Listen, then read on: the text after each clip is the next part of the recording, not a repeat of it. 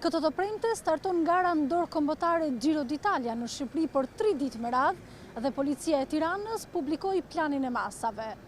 Vihet re se 10 rrugë në kryeqytet do të bllokohen në fasha të ndryshme kohore, ndërkohë që nuk do të lejohet parkimi i automjeteve në pjesën më të madhe të rrugëve. Ishte policia e Tiranës ajo që bëri të ditur detajet e planit të masave për 3 ditë me radhë. Sipas planëzimit, në etapën e parë të garës në qytetin e Tiranës do të ketë ndryshime në qarkullimin dhe parkimin e automjeteve nga ora 13 deri në orën 18 në 16 rrugë kryesore, përfshi edhe bulevarde, ndërsa në 7 blloqe banimi do të ketë akses të kufizuar po në të njëjtën fashë kohore. Më datën 10 të shtunën do të ketë ndalim parkimi nga ora 8 deri në orën 11 në segmentet që prekin vendet e akomodimit të ekipeve. Ndalim qarkullimi dhe parkimi do të nisë në orën 10 deri në orën 18 në 18 rrugë, shesha apo bulevarde, ndërsa akses të kufizuar qarkullimi në blloqe banimi do të ketë në 7 zona të ndryshme. Gjatë këtyre ditëve, devijim trafiku do të kenë të gjitha automjetet e transportit publik të shumë linjave. Në terren do të shpërndahen më shumë se 3500 efektiv të policisë rrugore dhe policive bashkiake të qyteteve Tiranë, Durrës, Elbasan dhe Vlorë.